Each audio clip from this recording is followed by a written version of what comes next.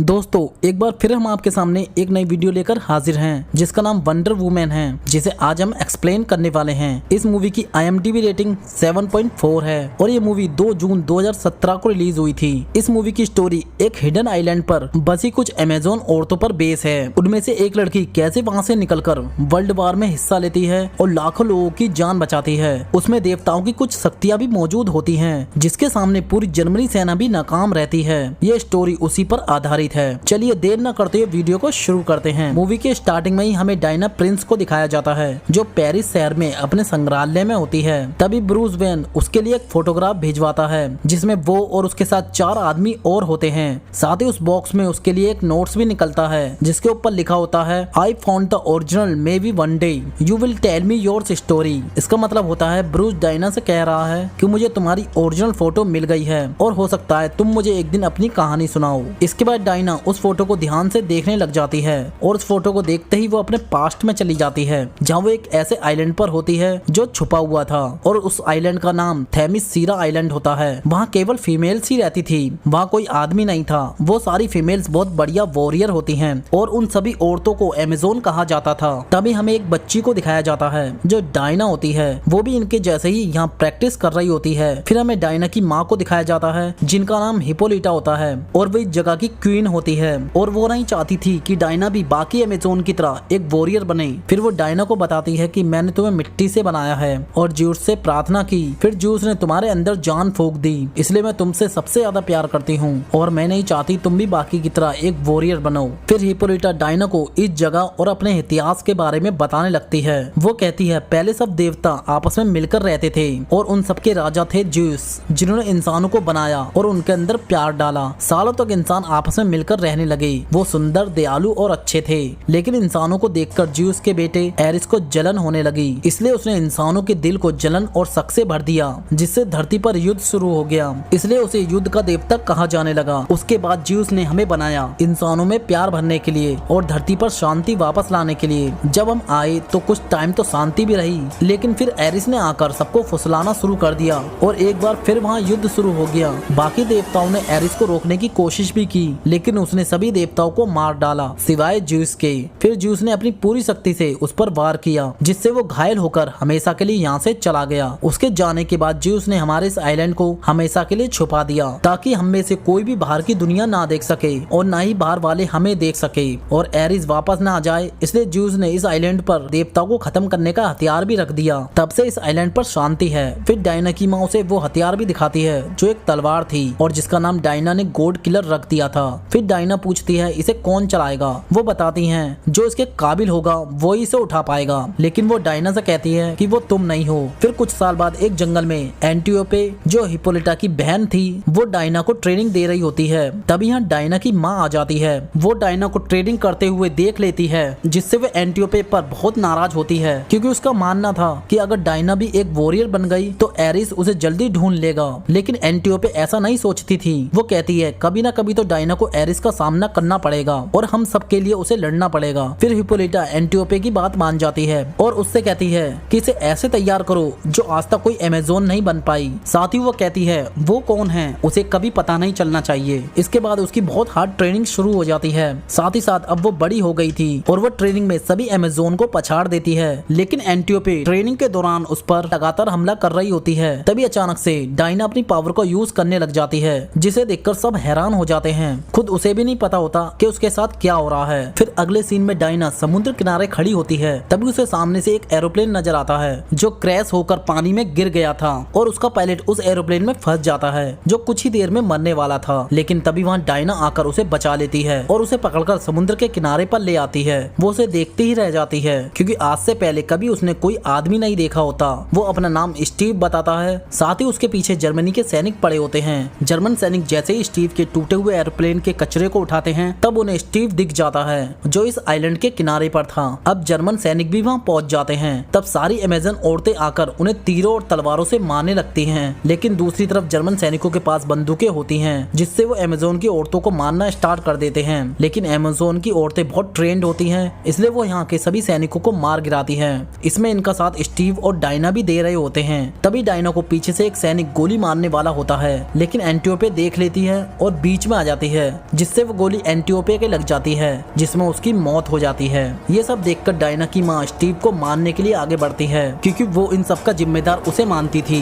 लेकिन डायना बीच में आ जाती है और कहती है ये हमारे साथ उन लोगों से लड़ रहा था और इसने मेरी जान भी बचाई थी। फिर भी स्टीव को पकड़कर यहाँ के दरबार में पेश किया जाता है, क्योंकि हिप्पोलिटा को स्टीव पर भरोसा नहीं था, इसलिए उसे सच बुलवाने के लिए लासो, जो एक तरह की रस्सी होती है, उससे जकड़ लिया जाता है। वो एक जादुई रस्सी होती है जिससे लोग सच बोलना स्टार्ट कर देते हैं। फिर स्टीव बताता है मैं एक ब्रिटेन का जासूस हूँ और मैं जर्मन सेना में पायलट बनकर घुस गया था। वहाँ मुझे पता चला कि जनरल लुडेनडोर्फ कुछ खुफिया हथियार बना रहे हैं और उसकी साइंटिस्ट डॉक्टर मारू है जो इस काम को अंजाम दे रही है। वो ऐसी गैस बना रही थी जिससे लाखों लोग मारे जाएंगे, इसलिए मैंने वहाँ उनकी फॉर्मूले की डायरी चुरा ली और वहाँ से भागकर यहाँ गलती से आ गया। इसलिए जर्मन सैनिक भी मेरा पीछा करते हुए यहाँ पहुँच गए। फिर वो बताता है अगर डॉक्टर मारू ने अपना काम कर दिया तो लाखों लोग मारे जाएंगे और ये युद्ध कभी खत्म नहीं होगा। वो बोलता है अगर मैंने ये जानकारी अपने जनरलों तक नहीं पहुंचाई तो ये युद्ध कभी समाप्त नहीं होगा और इसमें लाखों लोगों की और जान चली जाएगी। फिर डायना अपनी मॉम से कहती है हमें उसकी मदद के लिए उसके साथ जाना चाहिए, क्योंकि डायना जनरल लुडेनडोर्फ को एरिस समझने लगती है। उसे लगता है अगर हम लुडेनडोर्फ को मार देंगे तो सब कुछ खत्म हो जाएगा, लेकिन इसके लिए डायना की माँ मना कर देती है और वो कहती है कोई भी इस जगह से बाहर नहीं जाएगा। और वो डायना को समझाती है अगर तुम इस जगह से बाहर गई तो फिर यहाँ कभी वापस नहीं आ पाओगी। लेकिन वो नहीं मानती और वो स्टीव के साथ यहाँ से जा रही होती है। लेकिन वो यहाँ से जाने से पहले अपने लिए रस्सी, ढाल और गोल्ड किलर तलवार को चुरा लेती है। जैसे ही वो यहाँ से जाने वाली होती है तभी यहाँ उसकी माँ आ जाती है। वो उसे रोकती नहीं बल्कि वो उसे एक मुकुट देती है जो अमेज़न की होने वाली रानी का होता है। फिर स्टीव और डायना यहाँ से एक शिप पर निकल जाते हैं। डायना रास्ते में स्टीव से कहती है कि मुझे एरिस के पास ले चलो, यानी युद्ध के देवता के पास। मैं उसे खत्म कर दूंगी और फिर ये सारा युद्ध खत्म हो जाएगा। वो भी सोच में पड़ जाता है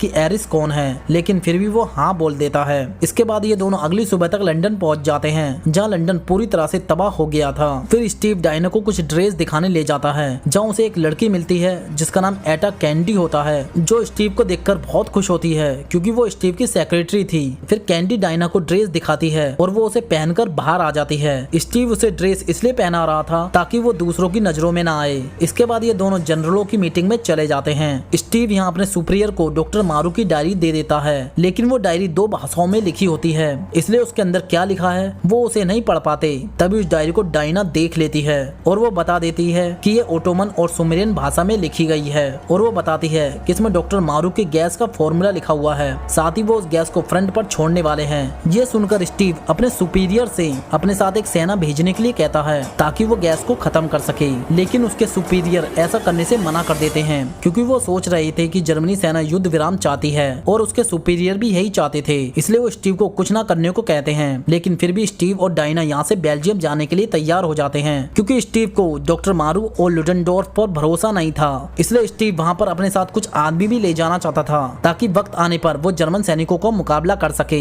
इसलिए वो एक बार में चले जाते हैं, जहाँ उसे समीर जो कभी अंडरकवर एजेंट रह चुका था और चार्ली जो एक सिपाही था, वो दोनों मिलते हैं। वो दोनों उसके दोस्त होते हैं और स्टीव का साथ देने के लिए तैयार हो जाते हैं। फिर ये चारों यहाँ बैठकर वहाँ जाने की प्लानिंग कर रहे होते हैं। तब यहाँ सर पैट्रिक आ जाते हैं और वो स्टीव की मिशन में मदद करने के लिए उसे कुछ पैसे भी दे देते हैं। इसके बाद ये चारों यहाँ से निकलकर बेल्जियम की ओर चल देते हैं। रास्ते में उन्हें सैनिक मिलते हैं जो जंग में बहुत बुरी तरह से घायल हो गए थे, जिन्हें देखकर डायना को उन पर बहुत तरस आता है, इसलिए वो जंग को जल्दी से जल्दी खत्म करने को बेताब होती है। फिर उन्हें चीफ मिलता है जो एक स्मगलर और स्टीव का दोस्त होता है, वो उन्हें कुछ हथियार भी देता है। उधर दूसरी तरफ जनरल लुडेनडोर्फ डॉक्टर मारू के पास चले जाते हैं, जहाँ डॉक्टर मारू उन्हें किसी भी इंसान को ताकतवर बनाने की गोलियां दिखाती है और उन गोलियों के अंदर एक किस्म की गैस भरी होती है। फिर डॉक्टर मारू उन गोलियों को जनरल लुडेनडोर्फ पर यूज करती है, जिन्हें सुनकर वो बहुत ताकतवर हो जाता है। साथ ही डॉक्टर मारू ने वो गैस बना ली थी जिनसे लाखों लोगों को एक बार में खत्म किया जा सकता था। गैस हेलमेट भी उस गैस को नहीं रोक सकते थे। ये सब देखकर लुडेनडोर्फ बहुत खुश होता है। इसके बाद लुडेनडोर्फ एक खुफिया जगह पर चला जाता है, जहाँ जर्मनी के बड़े बड़े जनरल युद्ध विराम की बातें कर रहे होते हैं और युद्ध विराम के पक्ष में होते हैं। तभी लुडेनडोर्फ उन्हें समझाता है कि हम युद्ध जीत सकते हैं। डॉक्टर मारू ने वो गैस बना ली है जिससे हम दुश्मनों के सैनिकों को एक बार में मार सकते हैं, लेकिन उन्हें उस पर और डॉक्टर मारू पर बिल्कुल भी भरोसा नहीं होता, इसलिए वो सब उसका साथ देने से मना कर देते हैं। तब जनरल लुडेनडोर्फ और उसके साथ डॉक्टर मारू दोनों मिलकर उस जगह पर गैस छोड़ देते हैं और बाहर से दरवाजा बंद कर देते हैं, जिससे वो सारे जनरल मारे जाते हैं। इसके बाद एक बार फिर से हमें स्टीव, डायना और उसके 3 दोस्तों को दिखाया जाता है, जिनमें चीफ उन्हें अपने साथ फ्रंट पर ले जा रहा होता है। तभी डायना को वहाँ एक औरत मिलती है जो उसे बताती है कि सामने मेरा गाँव है, वह जर्मन लोगों ने कब्जा कर रखा है, उन्होंने उस पूरे गाँव को गुलाम बना रखा है और वो इन गाँव वालों पर बहुत अत्याचार कर रहे हैं। ये सुनकर डायना स्टीव से वहाँ जाकर उनकी मदद करने को कहती है, लेकिन स्टीव मना कर देता है क्योंकि उसे पता था कि इस सुरंग से बाहर जाते ही जर्मन सैनिक उन्हें मार डालेंगे क्योंकि वो जगह नो मैंस लैंड होती है। लेकिन डायना स्टीव की एक नहीं सुनती और अपनी वंडर वुमेन की ड्रेस पहनकर ऊपर चली जाती है और जर्मन सैनिकों की ओर बढ़ने लगती है। तभी जर्मन सैनिक उस पर गोलियों की बारिश कर देते हैं, लेकिन उसे एक भी गोली नहीं लगती और वो वहाँ जाकर सभी जर्मन सैनिकों को मारकर उस गाँव की ओर चली जाती है। इन सब में उसका साथ स्टीव और उसके साथी भी दे रहे थे, वो भी डायना के पीछे पीछे उस गाँव में चले जाते हैं और वहाँ जाकर जर्मन सैनिकों को मारने लगते हैं। फिर डायना उस गाँव में भी सभी जर्मन सैनिकों को मारना स्टार्ट कर देती है और अकेले ही पूरी आर्मी पर भारी पड़ती है। फिर वो यहाँ सबको मारकर इस गाँव वालों को जर्मन सैनिकों से आजाद करवा देती है, जिससे ये गाँव वाले बहुत खुश होते हैं। इसलिए वो इन पांचों की एक तस्वीर निकाल लेते हैं। ये वही फोटो होती है जो ब्रूस ने डायना को तोहफे में दी थी। फिर स्टीव जीत की बात एटा कैंडी को बता देता है और वो किस गाँव में है ये भी। कैंडी उसे बताती है कि कल जर्मन हाई कमांड में एक पार्टी रखी गई है जिसमें डॉक्टर मारू और लुडेनडोर्फ दोनों वहाँ आने वाले हैं। ये सुनकर वो वहाँ जाने के बारे में सोचने लगता है। इसके बाद इस जगह पर रात के समय सभी गाँव वाले डांस करने लगते हैं क्योंकि ये गाँव सालों बाद आजाद हुआ था। इसी खुशी में सबने यहाँ डांस का प्रोग्राम रखा था। फिर स्टीव और डायना भी डांस करने लग जाते हैं, साथ ही अभी एक दूसरे के प्यार में भी पड़ गए थे। फिर अगले दिन ये पांचों जहाँ पार्टी चल रही थी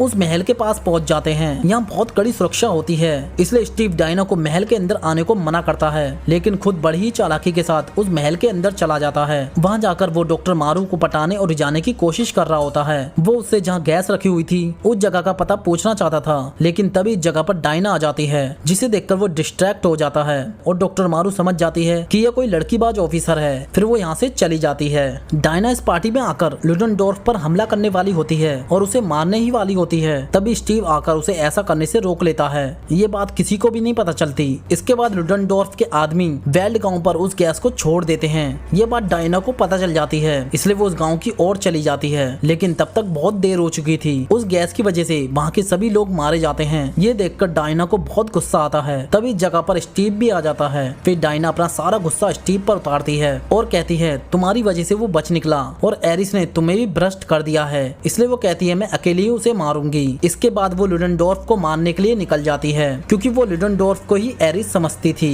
उधर स्टीव के साथियों ने लुडेनडोर्फ का अड्डा ढूंढ लिया था। साथ ही उन्होंने डायना और स्टीव के लिए आसमान में धुएं के रूप में सिग्नल छोड़ दिया था, जिसका पीछा करते हुए डायना उसके अड्डे पर पहुंच जाती है और जर्मन सैनिकों को मारते हुए उसके ऑफिस के अंदर चली जाती है, जहां लुडेनडोर्फ डॉक्टर मारू की बनाई टैबलेट को सूंघ लेता है, जिससे वो हर बार की तरह इस बार भी बहुत ताकतवर बन जाता है। फिर यहाँ डायना और उसके बीच फाइट शुरू हो जाती है। शुरू में तो वो डायना पर भारी पड़ता है, लेकिन बाद में डायना उसे बहुत बुरी तरीके से पीटती है और गॉड किलर यानी अपनी तलवार से उसे खत्म कर देती है। डायना उसे मारकर बहुत संतुष्ट होती है। उसे लगता है कि उसने युद्ध के देवता एरिस को खत्म कर दिया और अभी ये युद्ध भी खत्म हो जाएगा, लेकिन ऐसा नहीं होता। अभी भी जर्मन सैनिक युद्ध की तैयारी कर रहे होते हैं, जिन्हें देखकर डायना बहुत हैरान होती है क्योंकि उसे लगता था कि एरिस के मरते ही ये युद्ध समाप्त हो जाएगा। तभी जगह पर स्टीव आ जाता है। डायना उससे पूछती है कि युद्ध क्यों खत्म नहीं हो रहा। स्टीव बताता है कि ये युद्ध एक आदमी को मारने से खत्म नहीं होगा, तुमने बस एक जनरल को मारा है और ऐसे कितने जनरल अभी जिंदा हैं और ये दुनिया ऐसे ही है, चाहे एरिस हो या ना हो। वो कहता है हमें बस अपना काम करना है और हमें उस गैस को रोकना होगा। फिर डायना कहती है माँ ठीक थी, इंसान हमारे भरोसे के लायक नहीं, इसलिए मैं और नहीं लड़ना चाहती। इसके बाद स्टीव और उसके साथी अकेले ही उस गैस को रोकने के लिए चले जाते हैं। तब यहाँ लुडेनडोर्फ के ऑफिस में सर पैट्रिक आ जाते हैं। डायना समझ जाती है कि यही एरिस है। फिर वो अपनी तलवार से उस पर हमला कर देती है, लेकिन उसकी तलवार उस पर लगते ही नष्ट हो जाती है, जिसे देखकर वो हैरान हो जाती है। फिर सर पैट्रिक उसे बताते हैं दरअसल ये तलवार गॉड किलर नहीं तुम हो और तुम ज्यूस और अमेज़न रानी के संबंध से पैदा हुई संतान हो और तुम ही हो गॉड किलर। फिर सर पैट्रिक उसे अपनी पावर से दिखाते हैं कि कैसे इंसानों ने हमारी पृथ्वी को पूरी तरह से बर्बाद कर दिया है और वो कहते हैं तुम मेरा साथ दो तो ये पृथ्वी एक बार फिर से हरी भरी हो जाएगी। बस हमें इन इंसानों को आपस में लड़वाते रहना है और हम दोनों मिलकर इंसान को खत्म करते जाएंगे, जिससे इस धरती पर एक भी इंसान नहीं बचेगा और धरती एक बार फिर से स्वर्ग बन जाएगी। लेकिन डायना उनका साथ देने से मना कर देती है और फिर यहाँ डायना और पैट्रिक के बीच फाइट शुरू हो जाती है। फाइट में सर पैट्रिक ही भारी पड़ रहे होते हैं, लेकिन तभी डायना उनके ऊपर डिटोनेटर का भरा हुआ बॉक्स फेंक कर मारती है, जिससे एक बहुत जोरदार धमाका होता है और वो दोनों बहुत दूर जाकर गिरते हैं। उधर वो चारों बेस बदलकर उस गैस को रोकने की की कोशिश कर रहे होते हैं और उनके सामने एक बहुत बड़ा बॉम्बर एरोप्लेन खड़ा होता है जिसके अंदर सैकड़ों टन जहरीली गैस भरी होती है।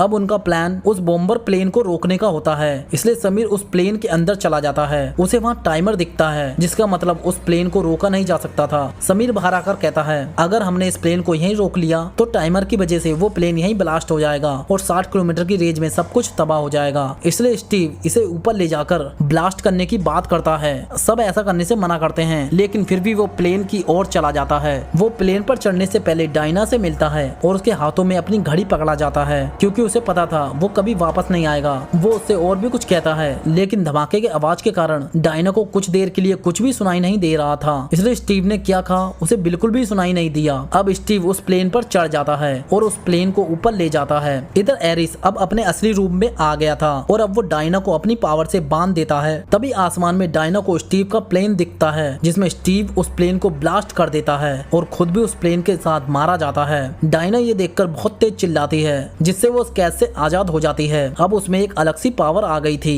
एरिस उसे बिजली की पावर से मारने की कोशिश करता है लेकिन वो सारी बिजली अपने हाथों के रक्षा कवच में ऑब्जर्व कर लेती है और फिर उसी की बिजली से उस पर हमला कर देती है और उसे मार गिराती है। उसके मरने के बाद ये युद्ध समाप्त हो जाता है। इसके बाद इन सबको लंदन में दिखाया जाता है जहाँ लोग युद्ध खत्म होने पर बहुत खुश हो रहे होते हैं। साथ ही सामने उन लोगों की फोटो भी रखी होती है जो युद्ध में मारे गए थे। इन सब में स्टीव की फोटो भी होती है जिसे देखकर डायना इमोशनल हो जाती है। इसके बाद वो अपनी यादों से निकलकर प्रेजेंट टाइम में आ जाती है जहाँ वो उस फोटो को देख रही होती है और फिर वो वंडर वुमेन की ड्रेस पहनकर लड़ने चली जाती है। तभी ये मूवी खत्म हो जाती है। साथ ही दोस्तों आपको ये मूवी अच्छी लगी हो तो प्लीज इस वीडियो को लाइक, सब्सक्राइब और शेयर करना ना भूलें। साथ में बेल आइकन भी दबा दें जिससे हमारी आने वाली वीडियो का नोटिफिकेशन आप तक जल्दी से जल्दी पहुंच सके। Thank you guys.